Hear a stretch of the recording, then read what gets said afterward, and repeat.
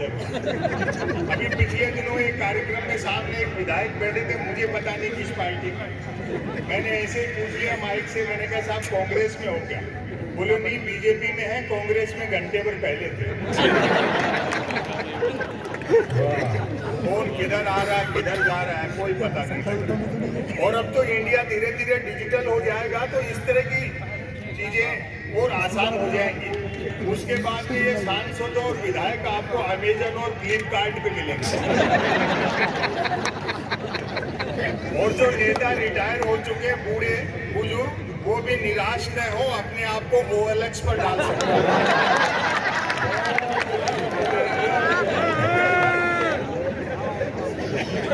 OLX पे डाल सकते हैं।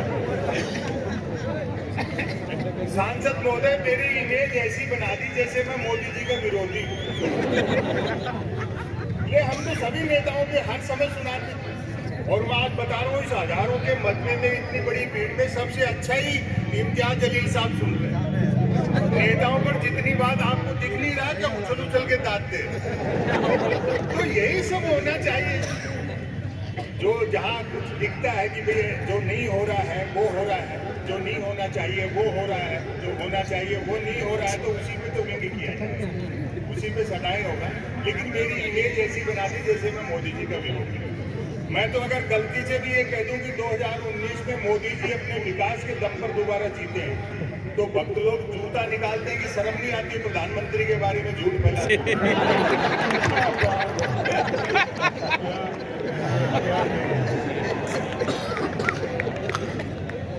लेकिन मैं क्या सहज रहता हूँ। आप लोग सोशल मीडिया पे होमवर्क ले लेते हैं, वो एक जुमला छोड़ते हैं, आप दिन भर उसी में उलझे रहते हैं। ये काम मत किया करो, वो होमवर्क देने के लिए छोड़िए। मैं सहज रहता हूँ, होमवर्क लेता नहीं, बड़ी तरकीब से काम करता हूँ। 2019 में सच्ची घटना, जब मोदी जी की पार्टी को बढ़त मिलने लगी तो मेरे पास गुजरात से एक फोन आया। उसने तंज किया और सुनाओ क्या हाल चाल है। मैं समझ गया ये तीर किस निशाने पर लगा रहा है। और सुनाओ क्या हाल चाल है। मैंने कहा जी हाल चाल ठीक है और सुनाने का पैसा लेते हैं। बोले फिर जीत रहे मोदी जी। मैं कहा अच्छा हमको भी नया नहीं लिखना पड़ेगा।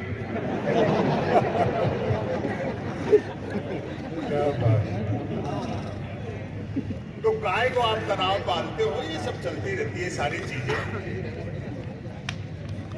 मैं नस्र सुनाता हूँ जिसको अंग्रेजी में प्रोज और हिंदी में गद्य कहते हैं। समय की अपनी सीमाएं और लोगों को भी आपको सुनना है। लोग शिकायत करते हैं कि साहब पार्लियामेंट तो पार्लियामेंट, लाल किले से भी झूठ बोला जा रहा है। मुश्ताक अहमद यूसुफी साहब का एक जुमला मुझे याद आता है कि बोलने वाला और सुनने वाला दोनों ये जानते हों कि ये झूठ है तो ये गुनाह नहीं है।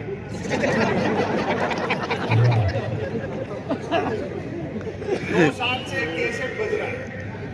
डीजल पेट्रोल हमारे हाथ में नहीं है, रुपया अंतरराष्ट्रीय कारणों से गिर रहा है, महंगाई भ्रष्टाचार बेरोजगारी के लिए कांग्रेस जिम्मेदार है, बाकी सारी समस्याएं नेहरू छोड़ गए, फिर भी कोई दिक्कत हो तो पाकिस्तान चले जाओ।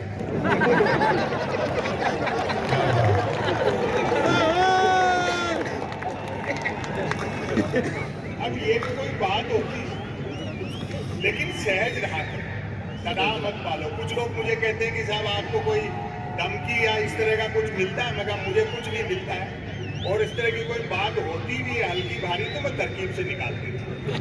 एक इनकम टैक्स के बड़े अधिकारी मुझे मिले, उन्होंने मजाक की, बोले साहब सरकार के खिलाफ इतना तीखा लिखते बोलते हो, किसी दिन छापा वापा वाले भिजवा देंगे। मैंने कहा कि हिंदी लेखक के घर में लाइब्रेरी में गबन के नाम पर प्रेमचंद के गबन उपन्यास के अलावा क्या मिलेगा। और अगली पंक्तियों पर तालियां उठनी चाहिए। फिर भी मैंने कहा किसी के दबाव में ऊपर जबरदस्ती फंसाओगे तो हम भी बीजेपी ज्वाइन कर लेंगे।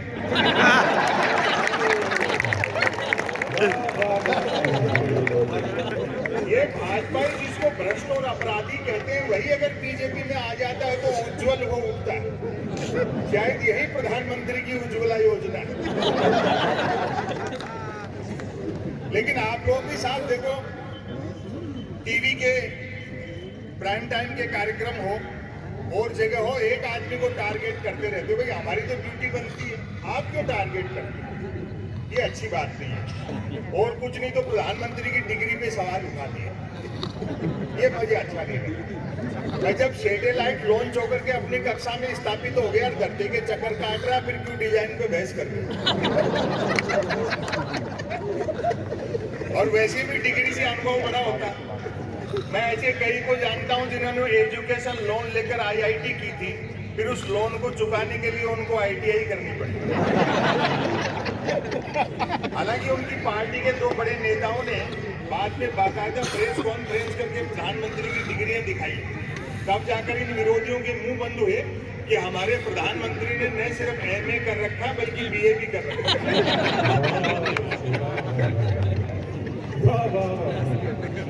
और आज ये कह रहे थे होटल में अबरार कासिम साहब, बोले क्यों संपत सरल जी, जब प्रधानमंत्री इतने पढ़े लिखे हैं तो मैट्रिक भी करी रखी हो। मैं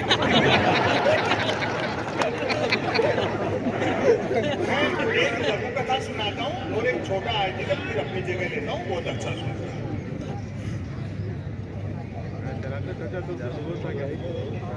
मीडिया के लोग यहाँ बैठे हैं, बस बैठे ही होंगे।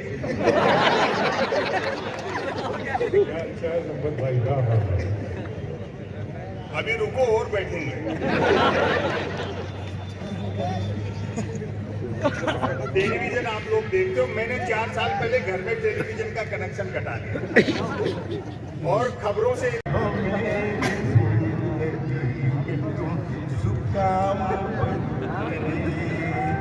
मेरे घर में यूं ही रहना, तुम मुझे डुबाम बन जाए हो मेरी जिंदगी में, तुम जुकाम बन के। पर समझ रहे तकदीर से गिला है, मॉडल ये क्यों मिला है, गोभी का फूल प्यारे मेरे घर में क्यों खिला है, कद कद पान खा रही गुटका भी वो निगल रही, कद कद पान खा रही गुटका भी वो निगल रही।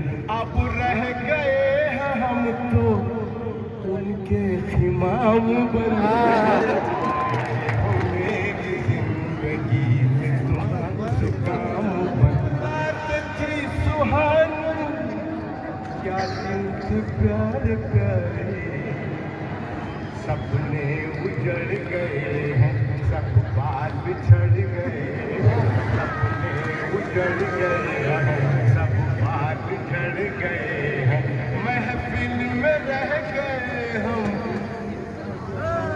जाम बन के आए हो मेरी जिंदगी में, तुम जुकाम बन जाए। ओझल भी हो सकता है, जिसको निशाना बनना है वो ओझल भी हो सकता है, जिसको निशाना बनना है वो ओझल भी हो सकता है। अब के घायल करने वाला घायल भी हो सकता है, अब के घायल करने वाला। भाई साहब ये फोन देख गए तो है वो ओझल भी हो सकता है, जिसको निशाना बनना है वो ओझल भी हो सकता है, अब के घायल करने वाला घायल भी हो सकता है। और शेर सुने, ये नौजवान दोस्त खास तौर से सुने, आप लोगों को बहुत से शेर नजर किए जाते हैं, ये शेर सुने। इश्क तो कर तू शौक से, लेकिन इश्क के कुछ वादा भी है, इश्क तो कर तू शौक से, लेकिन इश्क के कुछ आदाब भी हैं, इश्क तो कर तू शौक से, लेकिन इश्क के कुछ आदाब पहले ये बतला दे, क्या तू पागल भी हो सकता है? करने वाला घायल भी हो सकता है। जिस्म ढका है, जुल्फ बंधी है, रुखसारों तक पर्दा है। जिस्म ढका है, जुल्फ बंधी है, रुखसारों तक पर्दा है। जिस्म ढका है, जुल्फ बंधी है, रुखसारों तक पर्दा है। लेकिन जान का दुश्मन तो ये काजल भी हो सकता है। लेकिन हम हैं गरीब, फिर भी कहाँ झूठ रहे हैं। जिनसे लिए थे कर्ज हमें टूट रहे हैं। जो लोग लोन बैंक से देकर हुए फरार, लंदन में जिंदगी के मजे लूट रहे हैं। ये चार मिसरे भी पढ़ करते हैं हम आपकी कसम। इम्तियाज साहब सुनिएगा कि सच सच बयान करते हैं हम आपकी कसम। नाकामियों ने हमको बनाया है मुहतरम। सच सच बयान करते हैं हम आपकी कसम। नाकामियों ने हमको बनाया है मुहतरम।